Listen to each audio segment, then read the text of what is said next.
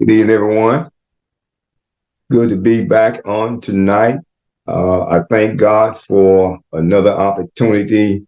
As always, we're grateful that God gives us another day. Thank you, Brother Larry. Another day to come before Him. And we know that on last week, we canceled Bible study due to the fact of Thanksgiving and wanted everyone to spend some time with family and friends and be thoughtful and thankful for what God has been doing in our lives. But on tonight, we're going to jump right back into our lesson in the book of Daniel. And we know that on last week before last and the last few weeks, we've been studying the book of Daniel. And Daniel is a book of faithfulness. Those who have trusted God day in and day out, no matter what was going on in their lives. So we want to jump back into this lesson tonight, and I'm just going to jump back into the lesson with the thought of trusting God in every instance, and also especially in every extreme circumstance.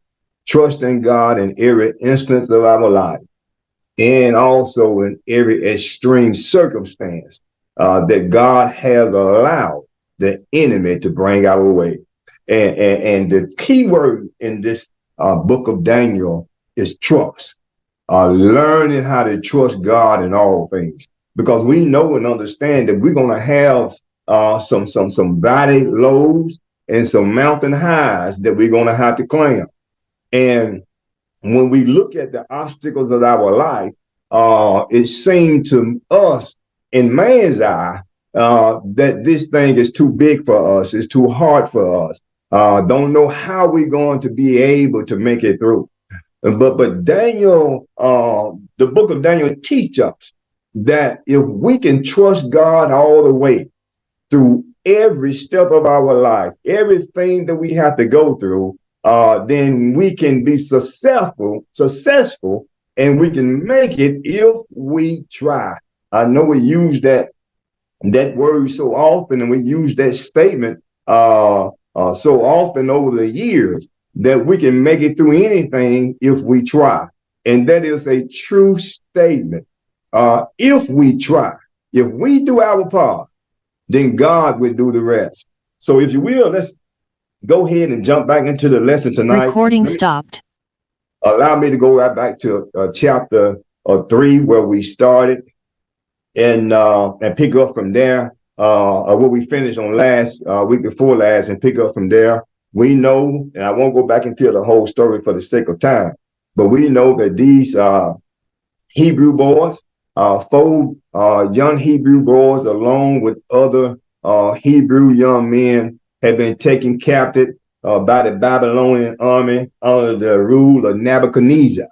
And they came to Jerusalem and besieged it and took over Jerusalem. And then they took captive some well-favored children. They didn't just get anybody and take them captive. They got those, who was very knowledgeable, cunning, very understanding in all science and mathematics and other things that are the best of the best, the well learned, and they carried them back to Babylon to use them as they seem fit. And that's what the enemy do. They'll come and get some of the most elite and elect people of God and take them hostage and take them back to their camp to use the wisdom and the knowledge that God had gave them to use it for the devil's word.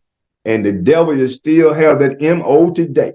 He'll come and get the best of God's people and take them to places to try to use what they know, their knowledge and their wisdom, but use it in a wrong way. So when I looked at the lesson again tonight, when I was studying and just reading back over, I realized that God always has a plan. God could allow Nebuchadnezzar not to be able to infiltrate, not to be able to besiege Jerusalem, but God allowed it to be. And sometimes God would allow us to be taken captive in a sense by the enemy. But just because we've been taken captive by the enemy does not mean it is over when you're a child of God. Because see, God has a plan. He'll put you in enemy territory. And when you're in enemy territory, God said, now I expect something from you while you're yet in enemy territory to continue to trust God, to continue to practice what you know about me, and to continue to turn your head toward heaven when trouble comes and call on the El Shaddai, the Almighty God. We cannot go through this life thinking that we are not going to ever be confronted with trials and tribulation. We're not going to be ever confronted with enemies trying to do us in. So God, He's using this to teach us in this day and time, and time past, that God, He would allow things to happen in our life, but God always has a plan. And if we continue our faith in God and our stick to it with God, then God said, I will deliver you out of the enemy's hand, not in your time, but in my time. Because when God called us and allowed us to be in those situations, He's sending the enemy, He's sending them a message to let them know that He's still El Shaddai.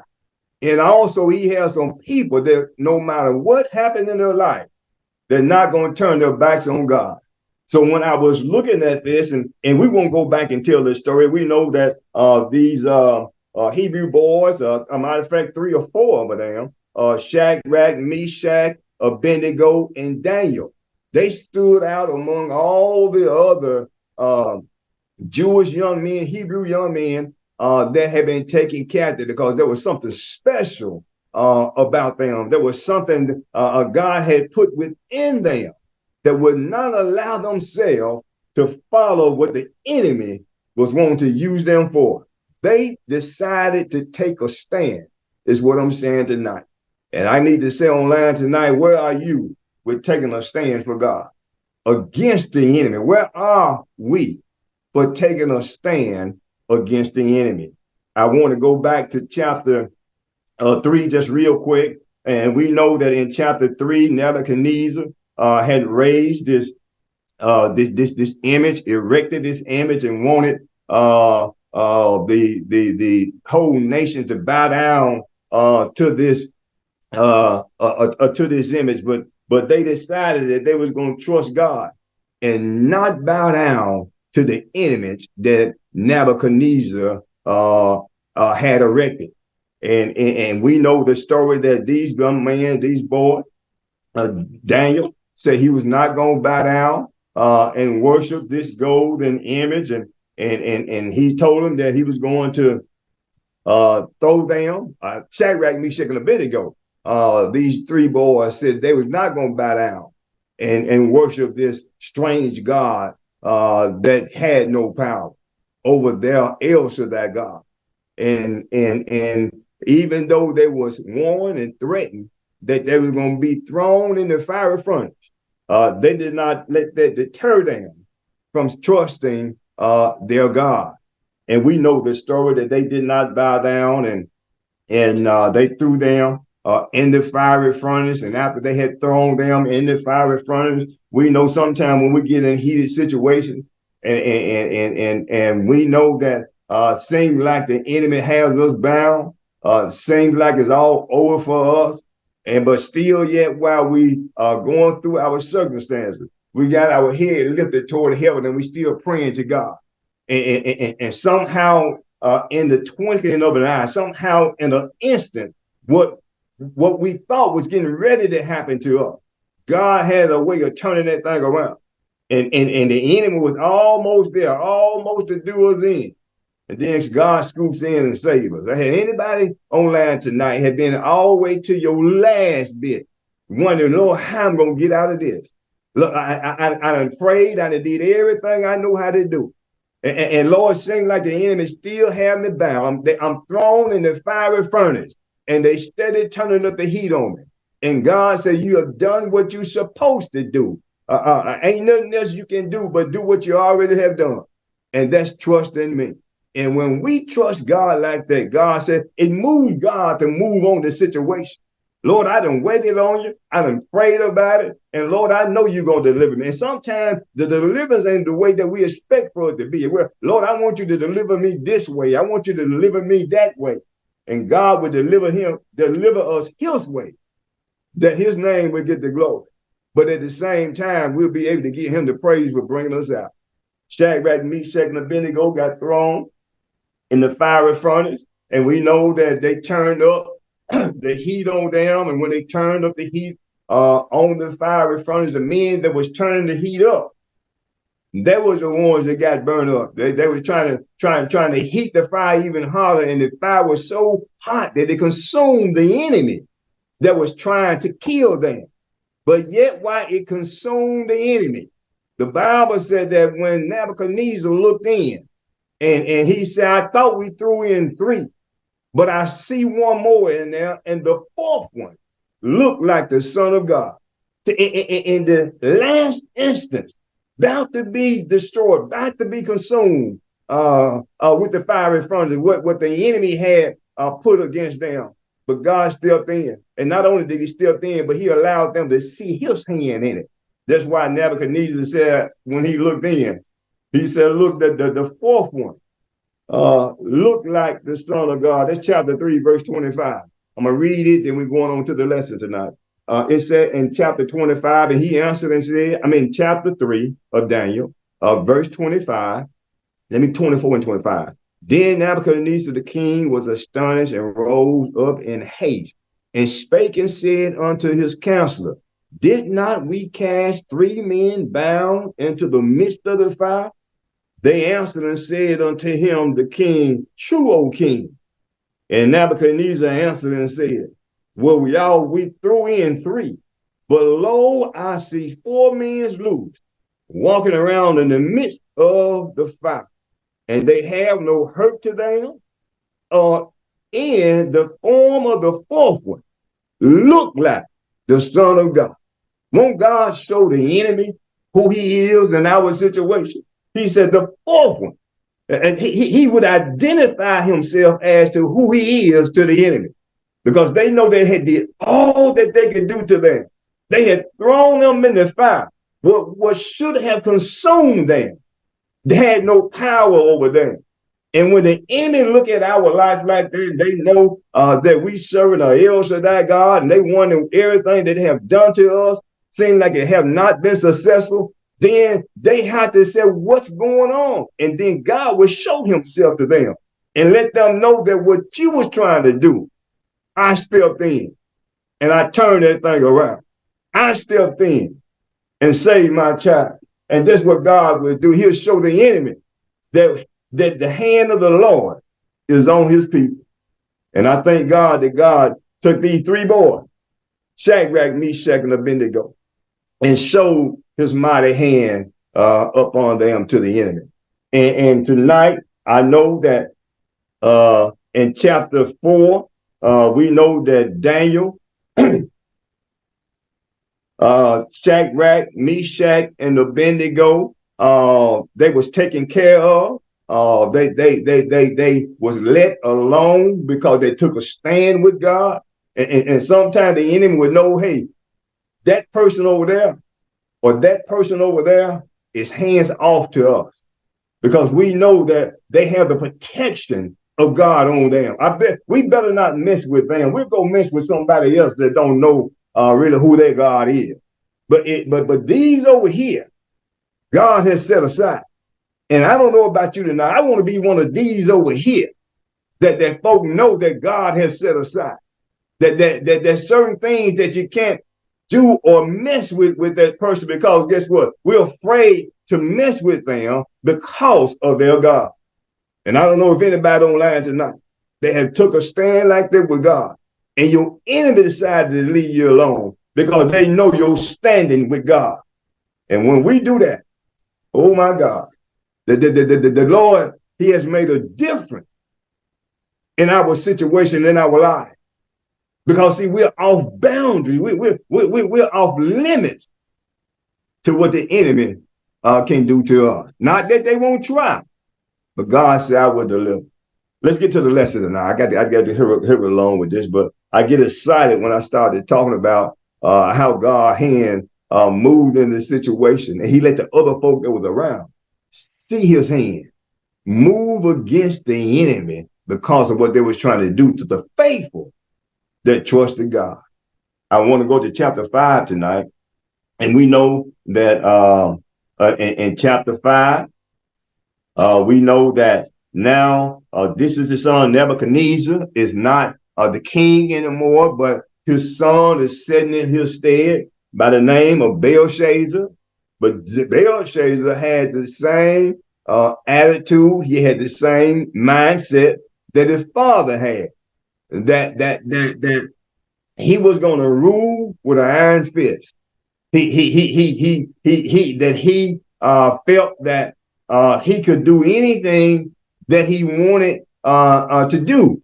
But at the same time, even Belshazzar had a wisdom within themselves to know that there's a higher power than the God that they serve, the idol gods that they serve. They knew and understood. They never forgot that there is a higher power than the God of gold and the God of stone that these Babylonians would normally worship. I went down to chapter 5, if you will, and if you will come with me to chapter 5 and verse 5, because here it is, the new king, Belshazzar, the son of Nebuchadnezzar, and God challenging him. He has a dream also. It wasn't a dream, but it was handwriting on the wall. Verse 5, it said, in the same hour came forth fingers of man's hand and wrote over against the candlestick upon the wall, or the pedestal of the wall of the king's palace. And the king saw the part of the hand that wrote. Now, this is something the king is in the room and he sees some writing coming on the wall. And all he could see, because he didn't see a man, he didn't see a being or who was doing the writing, but all he could see was a part of a hand that was writing on the wall. And as he seen the part of this hand that was writing on the wall in verse 5 in chapter 5, it said, in the same hour came 4 fingers of a man's hand and wrote over against the candlestick that was upon the pedestal of the wall, the king in the king's palace, and the king saw the part of the hand that wrote. The only thing he seen was fingers writing on the wall. In verse 6, then the king's countenance was changed. He said, what is this? We ain't never seen nothing like this before. What is this? And then the king's countenance was changed, and his thoughts was troubled. Won't God trouble the thoughts of your enemy? He'll show himself, and then he'll have them have the enemy wondering what is this going on. Then in verse 6, then the king's countenance was changed, and his thoughts troubled him, so that the joints of his loins was loose, and his knees spoke against one another. It scared him so bad when he seen a part of a man's hand writing on the wall, but he couldn't see no other image other than the hand. And then he seen this writing that was on the wall. He got so scared. The Bible said here that his knees spoke together. And won't God come in and frighten the enemy when we're trusting in him? I went down to verse 7 and said, the king cried aloud to bring the astrologers, the Chaldean, and the soothsayer. Now his father, Nebuchadnezzar, did the same thing. When trouble came, he wanted them to. He had a dream, and he was looking for somebody in the kingdom to be able to interpret the dream. And we know that Daniel was able, one of God's children, that continued to trust in God. He was able to interpret the dream. And here it is now, God bringing the same thing on the son of Nebuchadnezzar, Belshazzar. And God is testing him now to see what do he know about the El Shaddai, the Almighty God. I went down to verse 7 and said, then the king cried aloud, and he called for the astrologers, the Chaldeans, and the soothsayers, and the king spake and said to the wise men of Babylon, Whosoever shall read this writing and show me the interpretation thereof shall be clothed with scarlet and have a chain of gold about their neck and shall be the third ruler in the kingdom. Now, they already knew that there was somebody that knew the El Shaddai that was still in the kingdom. And the Bible is teaching us here tonight. See, when you're known to have a connection with God, when you're known to have more power than an average person would have that don't know God, that don't pray to God, but when people have seen the hand of God move on the child of God, and with something like this, they say we need to go find Daniel again. Because see, we remember, and that's the part I like about it. We remember how God used him with Nebuchadnezzar. And if God can use him with Nebuchadnezzar, surely he can use him with Belteshazzar. I went down to verse 8, if you will. It said, then came in, well, let me go back to verse 7, the last part of it. Whosoever shall read this writing and show me the interpretation thereof shall be clothed with scarlet and have a chain of gold about his neck and shall be the third ruler in the kingdom. Then came in all the king wise men, but they could not read the writing, nor make known the interpretation. The same thing happened to his father, Belteshazzar, that none of his men could read the writing on the wall. And then Nebuchadnezzar. Now King Belteshazzar in verse 9. Then was King Belteshazzar greatly troubled, and his countenance was changed in him, and his Lord were astonished. And then Daniel comes and read the writing that is on the wall. Verse 10. Now the queen, by reason of the words of the king and his Lord, came into the banquet house, and the queen spake and said, O king, live forever. Let not thy thoughts trouble thee, nor let thy countenance be changed. There is a man in the kingdom. That's what I part I wanted to get to. Now word and got out that there's somebody that in the kingdom that know the El Shaddai, the Almighty God. And she said, I remember of this man. There is a man in the kingdom. Verse 11. There is a man in the kingdom in whom is the spirit of the holy gods. And in the days of thy father, she said, in the days of your father, Belteshazzar, that understood wisdom, like the wisdom of the gods was found in him, whom the king Nebuchadnezzar, your father, the king, I say thou father, Nebuchadnezzar, of the king, I say thou father, made master of the magicians, the astrologers, the Chaldeans, and the soothsayers. He said, your father, your daddy, listed and elevated this man because he was a man that trusted the Most High God and had a relationship with the Most High God, that the Most High God had shown him favor. And then I went down. Y'all know the story tonight. We're going to have to hurry on because our time is running. But I just wanted to make it plain that generational from generational, when we see the hand of God move in our life with the problems that we have, the trouble that comes our way, those things should be remembered and told down through the years, telling generations this is what God did for our generation. And he's the same God in this generation that it was in that generation. If we quit telling the story, how our children gonna know that God is still God? That God moved in our generation and he'll move in your generation. But if they don't know the story because we're not telling it, then they won't know the God that we serve. So we had to keep telling the story of how God is moving on generation to generation. I want to stop and put a pin there tonight.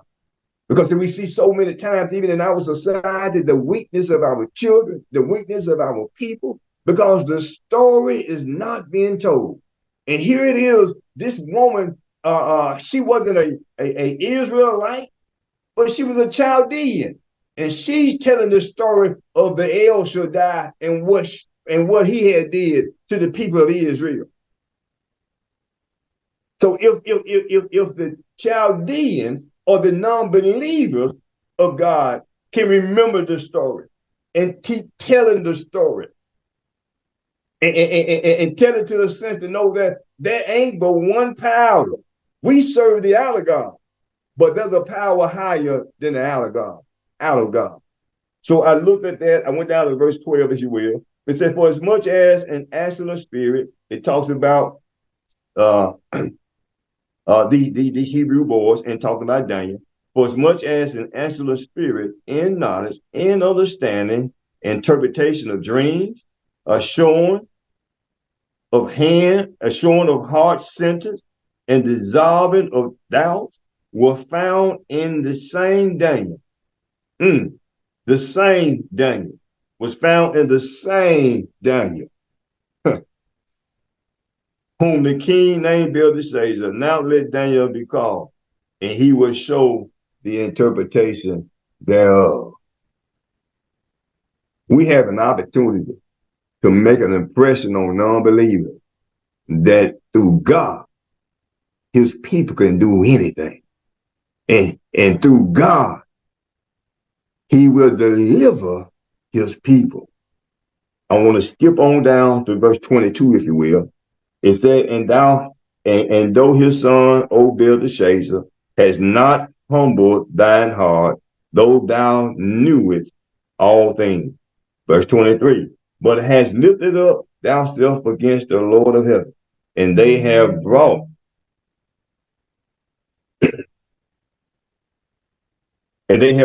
vessels of the house before, and thou Lord, thou wife, thou concubines. Let's go on down. I want to pass that. Let's come down to verse 29. It said, then commanded Belshazzar, and they clothed Daniel with scarlet and put a chain about his neck and made proclamation concerning him that he should be the third ruler in the kingdom. When Daniel gave them the interpretation of the writing on the wall, again, he's elevated because of God, not because of Daniel, but he's elevated because of who he know in God and who he trusts in God. And every time the enemy challenged Daniel, Daniel stood his ground and remembered that he was serving the El Shaddai. So the same Daniel gave the interpretation thereof. But I went down to chapter 6. And when I got down to chapter 6, we know that Daniel was promoted in the kingdom. Let's go down to verse 4. Then the presidents and princes sought to find occasion against Daniel concerning the kingdom, but they could find none occasion nor fault. For as much as he was faithful, neither was there any area of fault found in Daniel. Now, won't God bless us? Won't God bless us to the point when we have that type of faith in him that people be trying to find fault in you and they can't find none, so they'll start making up stuff. Watch what happened here in the story coming up.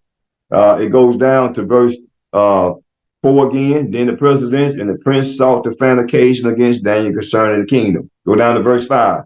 Then said these men, we should not find any occasion against Daniel, except, watch this, except we find it against him concerning the law of his God. In other words, we ain't going to find no fault in Daniel, except we find it concerning the law of his God. Because we know that Daniel is going to stick to the law of his God. So they try to come and take the law that they knew about these Hebrew boys, and they knew they loved to pray. They knew they set aside time to pray to their God. So what they do is they come in and say, well, Daniel prays 3 times a day. And so if we set a decree that no one should pray to any God other than the erected God of the Chaldeans, that he'll be thrown in the lion's den. And so they tried to trip Daniel up on his prayer because they knew that Daniel was going to pray. Ain't that something? If the enemy know your MO, and the main thing they know about your MO is that you're going to pray to God no matter what, They knew that Daniel, no matter what would happen, he was going to pray to his God. And I want to put a pin here tonight because, see, no matter what's going on in our life, we got to let the world know that we're going to be unmovable, unstoppable, because we're going to pray to our God. We're not going to leave God out because of what society say, that you can't pray in here. But you're a child of God, you ought to be able to pray anywhere. Even if you got to pray in your mind and in your heart, people, the nation, the world cannot stop us from praying. And Daniel, they knew he was going to pray. Look at verse 8, if you will. Well, verse 9. It said, wherefore King Darius signed the decree, writing and the decree. They had did a documentation, and he signed it that no man should pray. Verse 10. Now when Daniel knew that the writing was signed, that it said when Daniel knew that the writing was signed, he waited on them to sign the document that nobody should pray to any other God than that our God. And then when Daniel knew that the writing was signed, he went into his house. Watch this. And his windows was being opened in his chamber toward Jerusalem, the holy city. And Daniel did what he would normally do. Even he knew that he was going to get thrown in the lion's den. But Daniel made a conscious decision that he's going to trust God no matter what they were going to try to do to him. It said, and when he went into his house and his windows being open in his chamber toward Jerusalem, he kneeled down upon his knees, not just one time, but Daniel prayed to God in his chamber, in the window, toward the holy city 3 times a day. He kneeled upon his knees 3 times a day, and he prayed, gave thanks before his God, and as he did before time.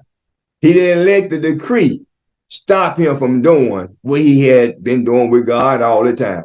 When things get hard in our life, don't let the world stop us from praying to God.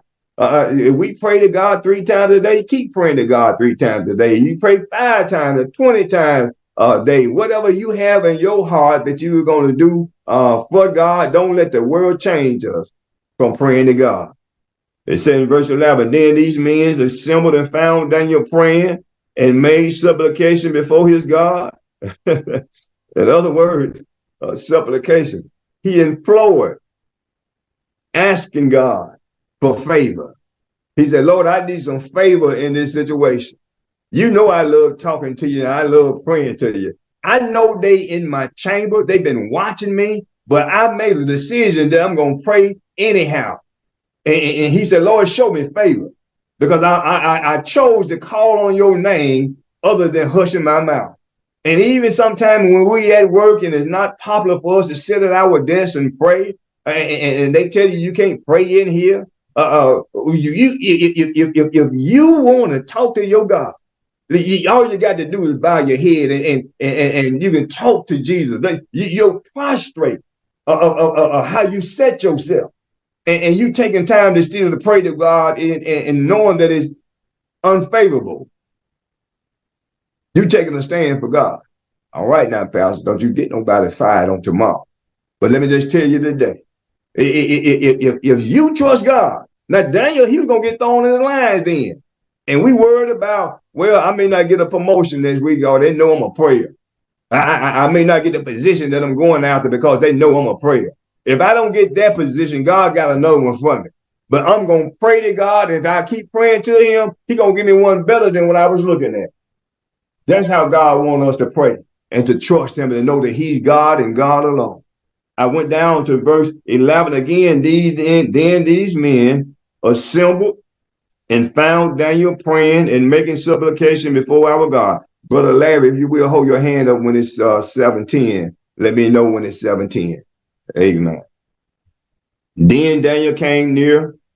Then they came near and spake before the king concerning the king's decree. Hast thou not signed a decree that every man should ask a petition of God, of any God, or within 30 days within 30 days, save the king, shall be cast into the den of the lion. And the king answered and said, the thing is true, according to the law of the Medes, Persians, which altered not. Now, they had put the king in a terrible situation. He was in a catch-22 because Daniel was his friend. And now he had signed a decree that if any man pray within 30 days to any other god, then the other god that they had erected, that they're going to be thrown in the lion's den. So the king, he was sorry in his heart that he had signed the decree. And sometimes the enemy, he'll take somebody in authority, and other folk will be around him, knowing that he gonna do the right thing. I mean, they'll find a way to try to trip them up and to make them fall. And here they is that put the king in a bad situation because he loved somebody that loved the El Shaddai God. And then it went on down in verse 16, if you will. It said, well, let me go back to verse 15. It said, then these men assembled unto the king and said unto the king, O king, that the law of the Medes and the Persians, that not decree nor statute which the king established may be changed. He said, then you write that in the decree that this law cannot be changed.